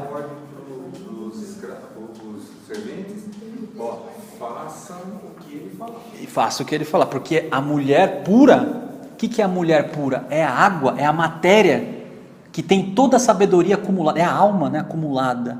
Pensa assim, ó, na astrologia, eu tenho fogo, aí eu tenho a matéria, que é a terra. O espírito, quando mergulha na matéria, ele tira conhecimento, que é ar. Na verdade não é conhecimento, sabedoria. E essa sabedoria se transforma em água, que é a alma. Sempre a astrologia segue esse caminho. Áries, Touro, Gêmeos, Câncer. Leão, Virgem, Libra, Escorpião. E por aí vai, até chegar em Peixes. Sempre essa quadra, né? Espírito, terra, fogo, terra, espírito, matéria, ar, inteligência aqui no sentido que é tudo, né? E alma, que é a quinta essência, que na verdade é o quarto aqui, mas na verdade a quinta essência é o quinto elemento que você extrai de tudo isso, das 4. Bom, Bodas de Canaã, gente, tem mais, tá? Tem mais simbolismo, mas aí a chave principal é essa. Aí ele sai e vai fazer o quê? Vai purificar o templo. E aí, na purificação do templo, eu vou ser sucinto, porque é meio óbvio. Ele vai lá, chega no templo e encontra o que na porta do templo? Mercadores, né? Vendedores. Esses caras que estavam vendendo na porta do templo, vocês acham que são lucíferos, demoníacos ou geovísticos? Um pacote, um bem bolado. Geovísticos não eram. Eram demoníacos e um pouquinho só lucíferos. Por quê? Porque a mercadoria, embora seja um elemento importante, o mercado, vem Mercúrio daí, a palavra base é Mercúrio, a mercadoria é um produto humano, né? É uma invenção humana, né? Então, ali ele está mostrando o seguinte, o que é o templo? O templo é o corpo não batizado. No caso ali é não batizado, né? Porque o templo ali ele tá indo em contra ao seu corpo. Quando ele sai, porque veja bem, ó, até agora, ó, põe na linha que seu Mercúrio vai entender, a sua inteligência vai entender. O Logos que estava no princípio se faz carne. Isso já é uma loucura. Como é que Deus se faz carne? Por isso que os gregos refutaram. Não. Uma coisa universal não pode ser individual. Deus é universal, não pode ser individual. Então não. Então eles negaram.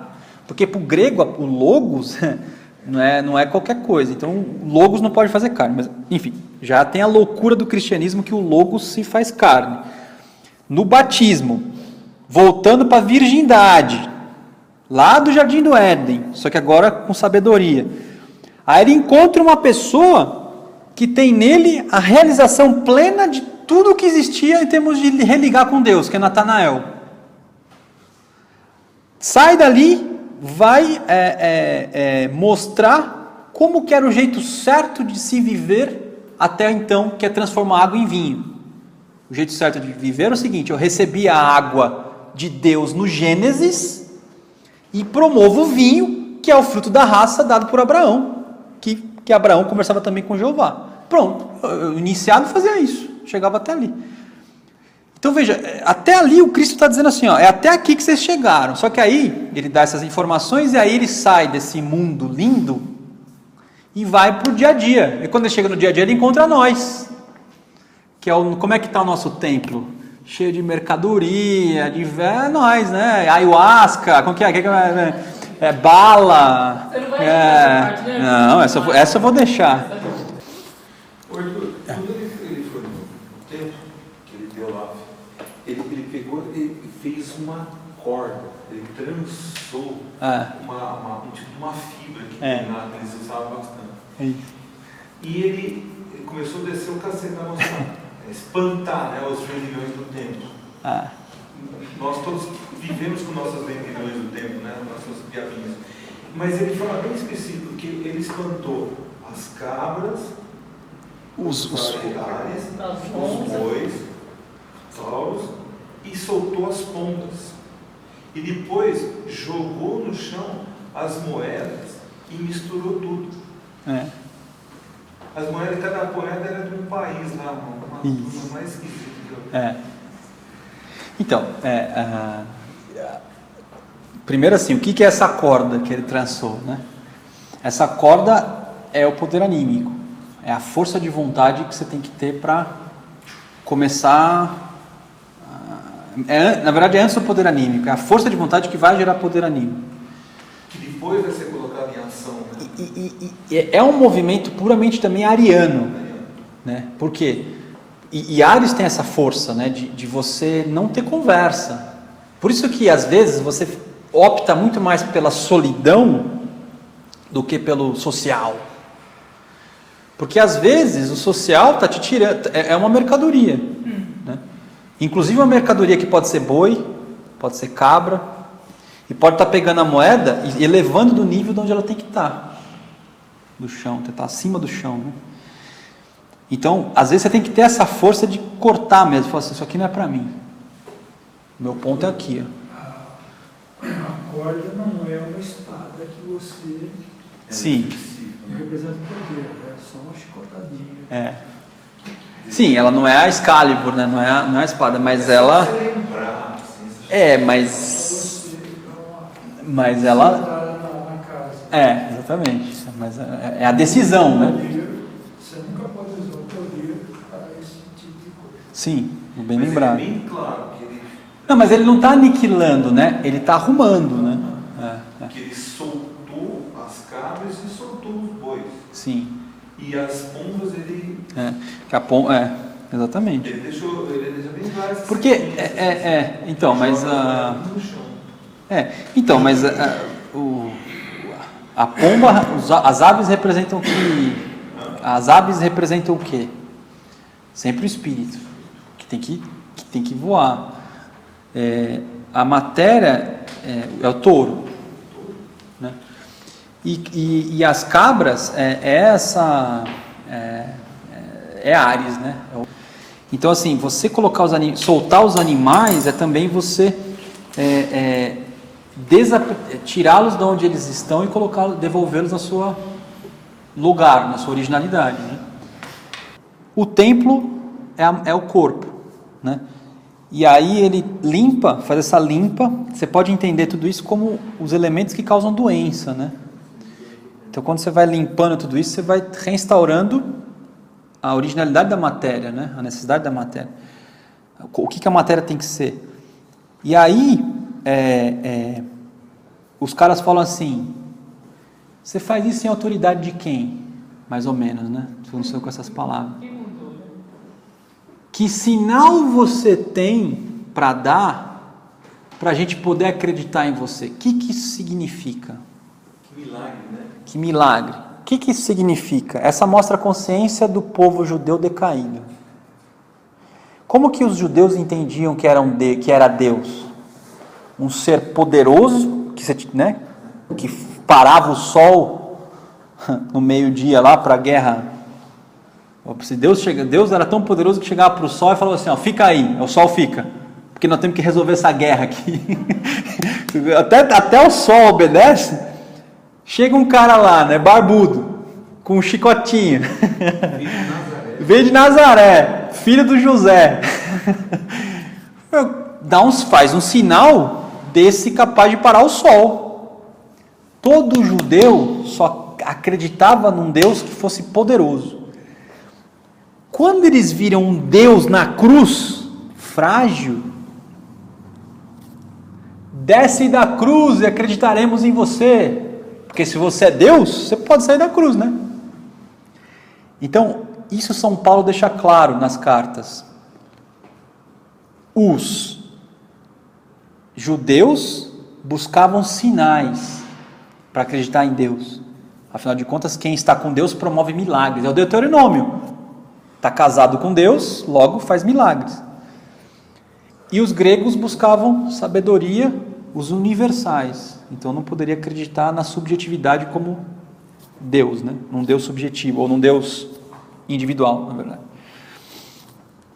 Então essa questão dos sinais mostra o que o Cristo, o nível de materialismo que o Cristo está lidando ali. Aí o Cristo vira e dá uma resposta espiritual. Derrube o templo. Olha o sinal que eu vou dar para vocês. Derrube o templo E de novo, em 3 dias, vontade, imaginação que fecunda um novo, cria o novo, ele é o verbo, cria o novo.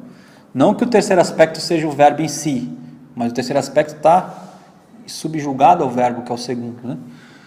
E eu construo esse templo em 3 dias. Aí o cara vira, né? Você vê como é materialista. Demorou mais de 40 anos para...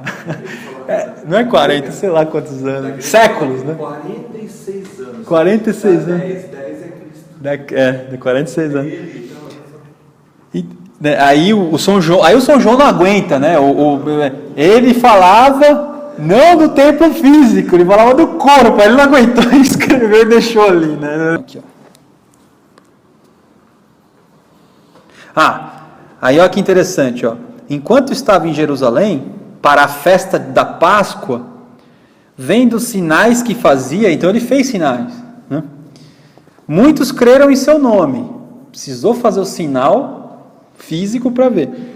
Mas Jesus não tinha confiança neles, porque os conhecia a todos, e não necessitava que lhes dessem testemunho sobre o homem, porque ele conhecia o que havia no homem. O que havia no homem era trevas, materialismo. Ninguém que não é materialista vai chegar e vai dizer assim: faz um sinal então para eu acreditar em você. Está duvidando? A dúvida? O que Lúcifer incutiu em Eva? A dúvida. Come que você vai ficar que nem eles. Será que se eu comer eu não vou morrer mesmo? Duvidou, testou, experimentou. Experiência, para fora. Experiência. Então, aqui, volta a chave que eu falei no começo. Em todo ser humano é inerente a divina essência. Inerente, interno, latente. Mas não é um fato para todo ser humano. O próprio Cristo fala assim: não confio nesses caras. Agora, significa que ele não ama esses caras? Não está ali por esses caras? Não está se sacrificando? Tá. Mas não vem me dizer que é gente bonzinha, que quer meu bem. Pregaram o cara na cruz, cara. Meu bem. Fica viajando para você ver se os caras não te pregam na cruz também, de um jeito ou de outro. Não puxa seu tapete. Bem-aventurados os que sofrem, e que sofrem injúria por meu nome. É o seu destino a ser sofrer injúria. Seu destino, está aqui. Aí encontro com Nicodemos. Havia um homem entre os fariseus chamado Nicodemos. Eu vou voltar isso aqui o mês que vem, porque isso aqui tem tudo simbolismo. Um notável entre os judeus. À noite, o que significa à noite? À noite você tem as forças de bastidores, ou as forças de palco, de expressão, de bastidor. Em linguagem Rosa Cruz, à noite são as forças das causas, e amanhã é as forças dos efeitos. O dia efeito, a noite a causa, né? Em linguagem Rosa Cruz todo mundo entende assim, mas é bastidor e espetáculo. Então à noite, nos bastidores, você pode até pensar que ele não está em corpo físico aqui. Você pode pensar, mas eu não sei. Vamos ver. Ele veio encontrar Jesus e lhe disse: Rabi, que quer ser mestre, né? Sabemos que vem da parte de Deus, como mestre, pois ninguém pode fazer os sinais que fazes, se Deus não estiver com ele. É o Deuteronômio. 1 casado com 2, em cima do monte. Deuteronômio significa 2, né? Aí o Cristo responde: em verdade vos digo. Alguns de vocês já sabem o que significa em verdade vos digo. Por que ele fala 2 vezes? Por que ele diz em verdade?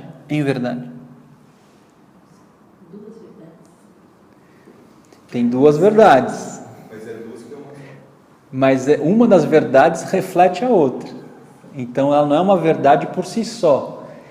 Ela é uma verdade necessária, que é a matéria. em verdade espírito, em verdade matéria que reflete o espírito, ou em verdade vontade, em verdade imaginação, fecunda o fruto. E é o que ele fala então, fecunda. Porque ele pega a força masculina, feminina, espírito, matéria, e fala o que tem que falar. E aí, essa é a fórmula da magia. Tudo que o Cristo fala é um sinal milagroso. Porque ele falava direto dos arquétipos. Quando ele falava, os arquétipos faziam assim, ó, aí as placas tectônicas da Terra faziam assim, ó, aí, entendeu? O mundo do desejo, e ele estava lá, em verdade, era assim, cara. Tá até hoje fazendo isso. Ué, ele é o verbo, né, cara?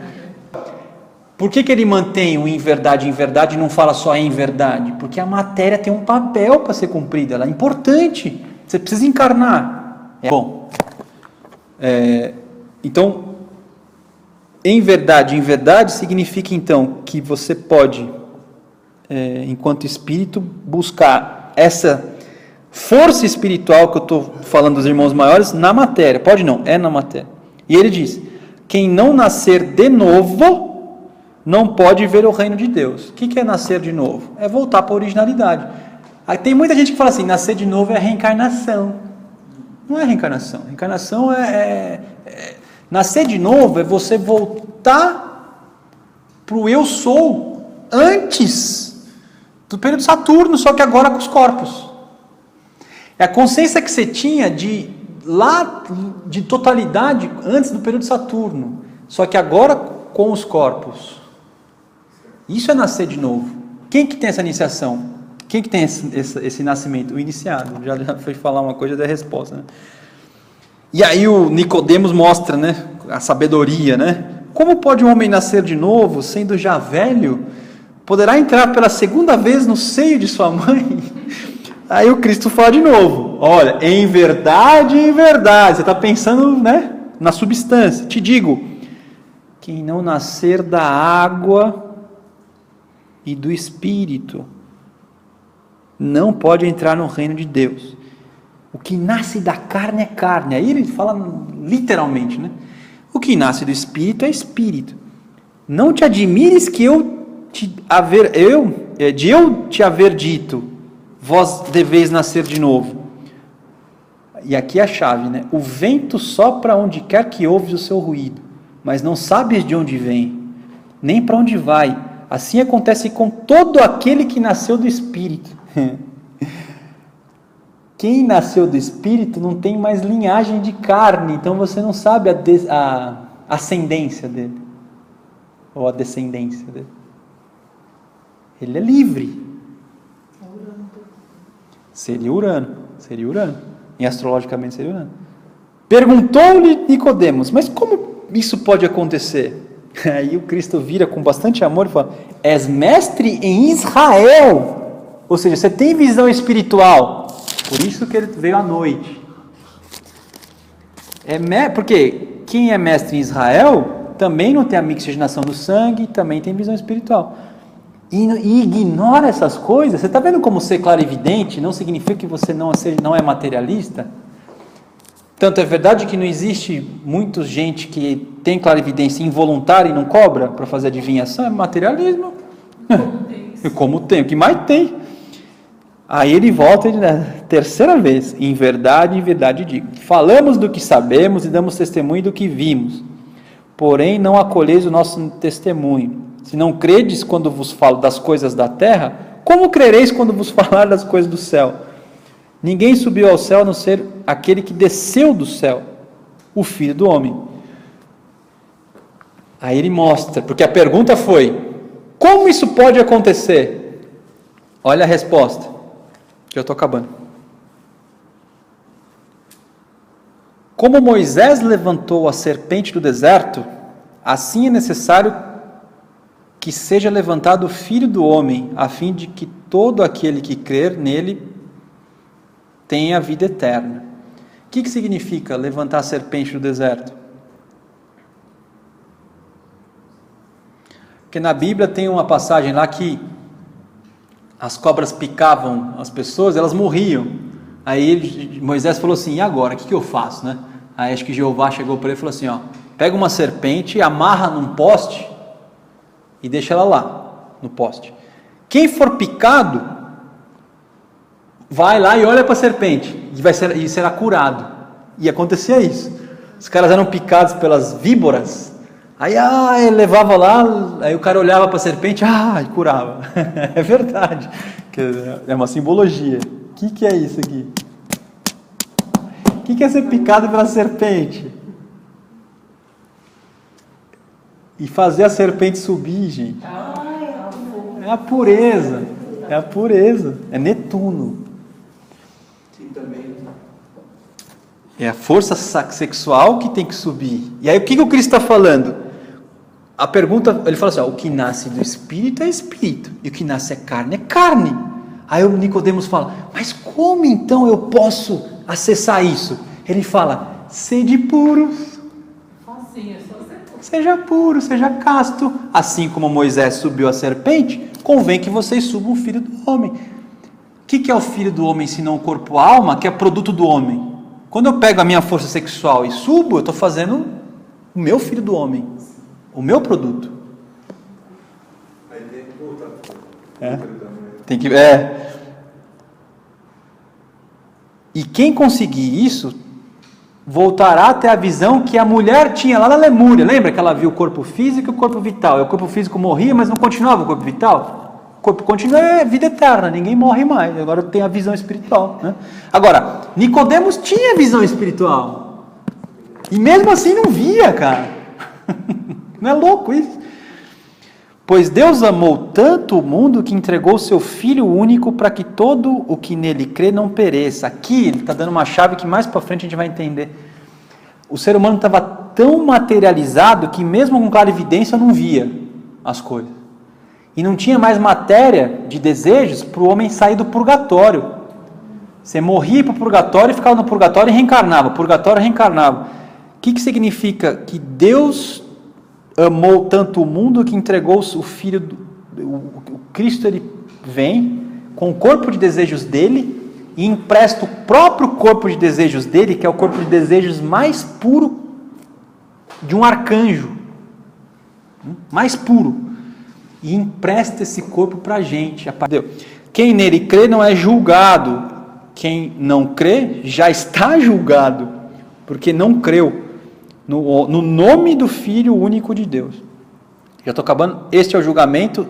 2 pontos. Isso é muito importante. Este é o julgamento. 2 pontos. A luz veio ao mundo, mas os homens preferiram as trevas à luz, porque suas obras eram más. Pois quem faz o mal odeia a luz e não vem para a luz, para que suas obras não sejam demonstradas como culpáveis. Mas quem pratica a verdade vem para a luz, para que se manifeste que suas obras são feitas em Deus. Por isso não coloque a luz embaixo do alqueire, mas em cima.